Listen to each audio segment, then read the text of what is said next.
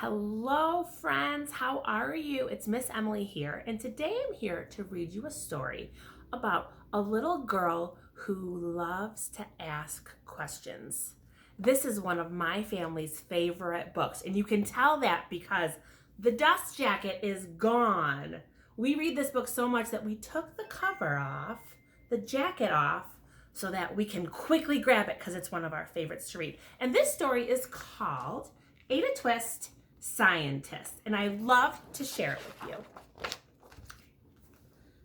Ada Marie said not a word to the day she was 3. She bounced in her crib and looked all around, observing the world, but not making a sound. She learned how to climb and made her big break with a trail of chaos left in her wake. She ran through the day, chasing each sound in sight. She didn't slow down till she conked out at night. Look at that mess.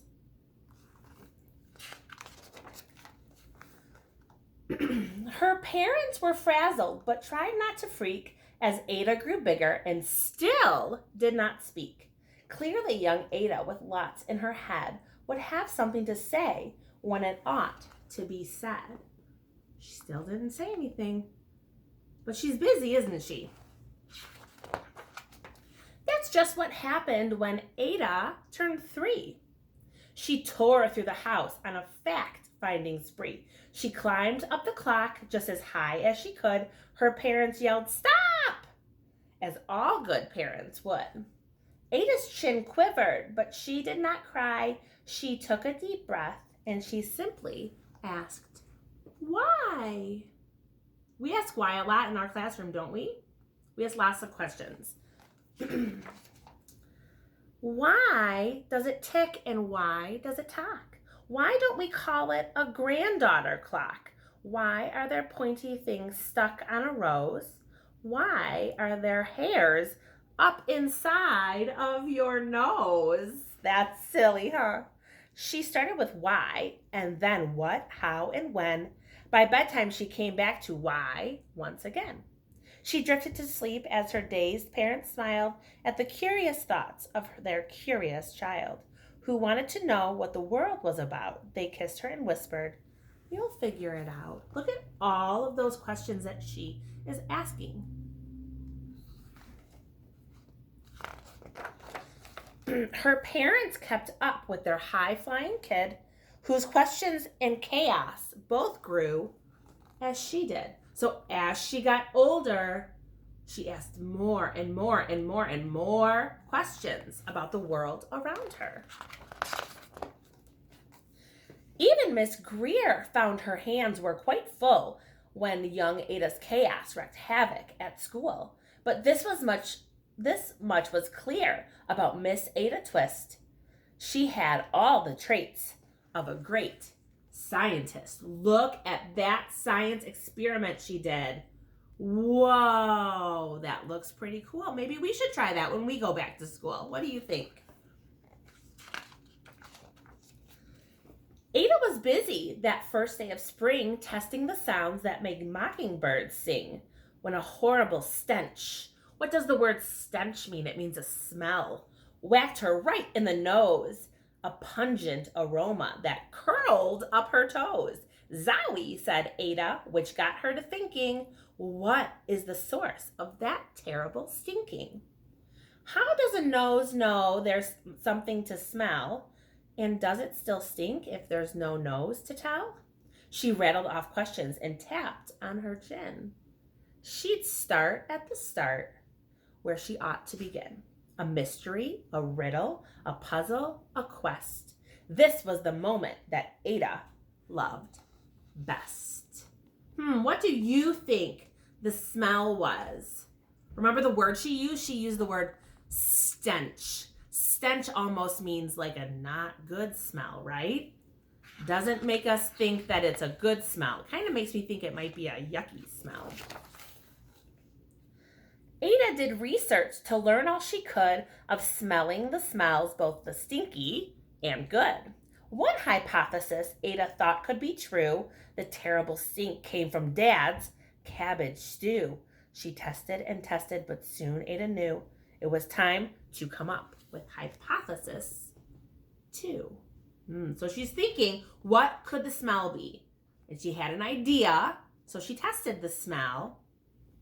And now she's thinking, I think I have another idea about what it might be. Then zowie, the stink struck again, just like that. Hypothesis 2, it's caused by the cat. The cat couldn't make such a stink on its own. It needed perfume and some fancy cologne. So young Ada tested.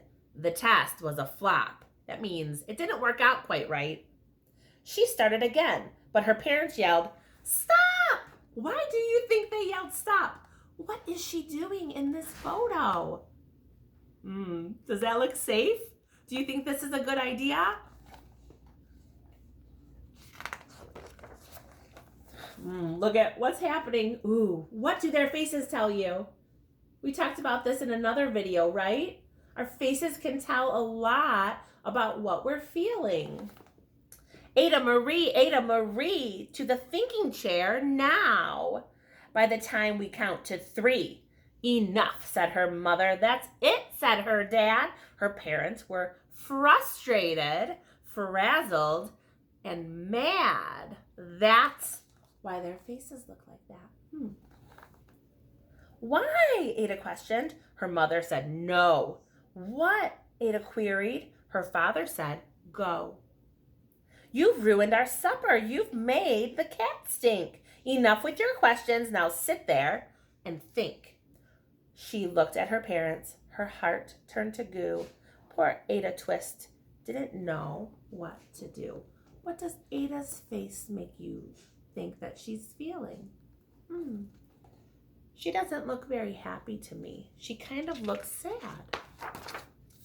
There she is in her thinking chair. Do you have a thinking chair at home or a spot where your parents might send you if you're having maybe a little bit of a hard time and you go there and you think?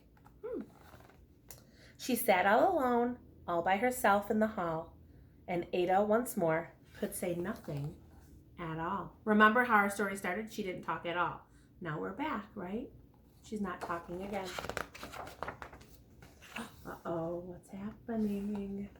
And so Ada sat and she sat and she sat and she thought about science and Stu and the cat and how her experiments made such a big mess. Does it have to be so? Is that part of success? Are messes a problem?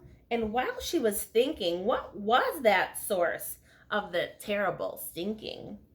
Ada Marie did what scientists do. She asked a small question and then she asked 2.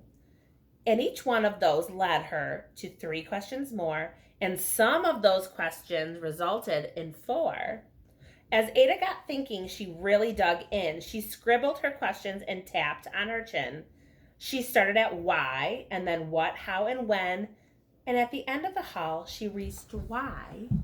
Once again, what is she doing on that wall? Oh no, what would happen if you did that on your wall? Do you think your mom and dad would be happy? I wonder what would happen. Let's see. Let's see what happens to her. Her parents calmed down and they came back to talk. They looked at the hallway and just had to gawk. Gawk means to stare. They stared at the wall. No patch of bare paint could be seen on the wall. The thinking chair now was the great thinking hall. They watched their young daughter and sighed as they did. What would they do with this curious kid who wanted to know what the world was about? They smiled and whispered, "We'll figure it out." So now they're going to work together to figure out all these questions. And that's what they did, because that's what you do when your kid has a passion and a heart that is true.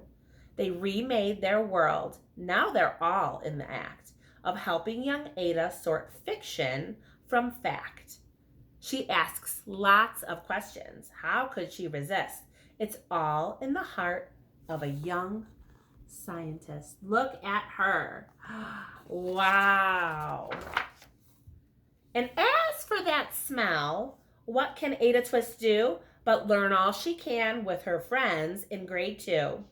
They will discover the stink that curls the toes Well, that is the question. And someday, who knows? Look at them. Look at them all. This photo reminds me of when we do sink or float in the classroom and we all are in our chairs gathered around and we make hypothesis on if we think that object that I put in the water will sink to the bottom or if it will float up at the top. Do you remember doing that with me? That's one of my favorite activities to do during school. I hope that you love this book as much as my family loves this book. And attached below, parents, I'm going to have some activities that you can do at home. So the first activity is a fun maze. Can you help Ada find the smell? Here's a maze. You need to use a crayon or a pencil or a marker or anything that you can write with and see if you can help her find where the smell is. So that's the first activity. And look at this one. My pre-K friends, you can probably do this one. This one is about using that thinking chair, right? That turns into her great thinking hall. And I want you to write or draw a picture about something that you think about. What do you have a question about? What are you wondering about? So you can write or doodle questions that you might have. That would be fun. And this is fun. Mom and Dad, you can help maybe cut these out and help. And you can glue. And these are finger puppets. So you're going to cut them out and you're going to wrap them up and put them on your finger. And then you can have your own Ada Twist. Or you can have your own Rosie Revere. That's another book. Or another one. And let's see, his name is Iggy Peck. And you can have your own little finger puppets. And then this is a fun one. Do you remember in the story, we saw this? Do you remember this part? When she was in the classroom and she made a huge mess with her experiment.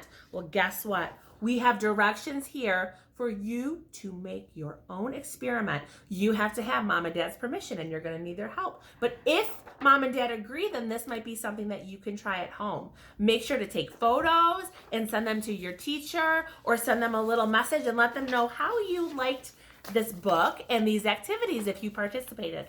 Friends, I miss you so much. I cannot wait to see you in a few weeks.